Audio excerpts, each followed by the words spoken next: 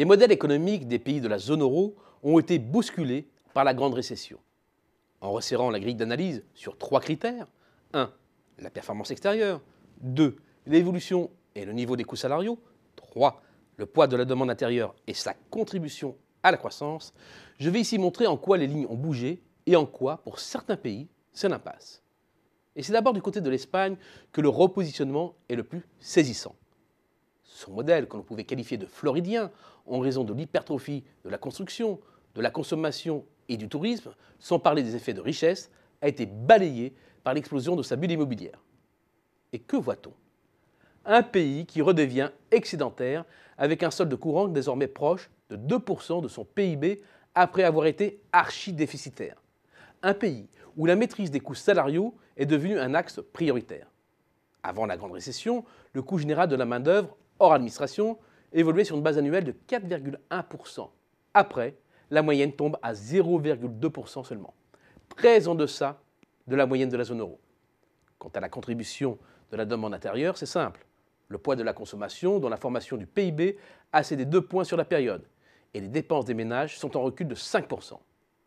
Autrement dit, l'Espagne a basculé vers un modèle de développement purement mercantiliste après la crise. Et comme un PECO, mais du Sud, elle mise aujourd'hui sur la faiblesse de ses coûts de main-d'œuvre pour se positionner en sous-traitance du noyau dur européen. De son côté, l'Allemagne, pays mercantiliste de premier rang, a adouci quelque peu son modèle. C'est perceptible dans l'accélération des coûts de sa main-d'œuvre, plus rapide que dans le reste de la zone euro depuis 3 ans.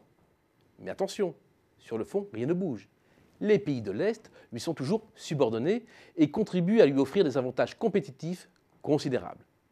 C'est bien pourquoi elle est de loin leur premier partenaire, premier fournisseur, représentant en moyenne près de 22% des importations de la Slovénie, de la Slovaquie, de la Hongrie, de la Pologne et de la République tchèque. Et premier débouché, 24% environ de leurs exports. L'économie de bazar est donc toujours à l'œuvre. C'est bien pourquoi l'Allemagne reste ultra compétitive malgré l'instauration d'un salaire minimum et engrange des excédents courants records qui flirtent désormais avec la barre des 10% de PIB. Autrement dit, l'Allemagne conforte sa position de pivot sur un mode cumulatif. Elle explose maintenant le seuil des 6% d'excédents excessifs, s'exposant au pire à quelques petits sermons réprobateurs bruxellois. Quant à la consommation, elle représente aujourd'hui 55% du PIB, comme en 2008, ni plus ni moins. Face à cela, 2 autres grands pays producteurs à vocation généraliste, l'Italie et la France, peinent de plus en plus à définir leur positionnement et se trouvent dans une impasse stratégique.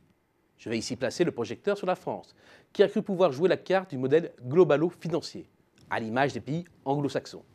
Un modèle qui repose sur la force de la finance, la surpondération de la consommation des ménages dans la formation du PIB, grâce aux effets richesses liés à l'immobilier, un business model dans lequel le poids de l'industrie s'est délité et où les multinationales ont misé sur un redéploiement à l'international.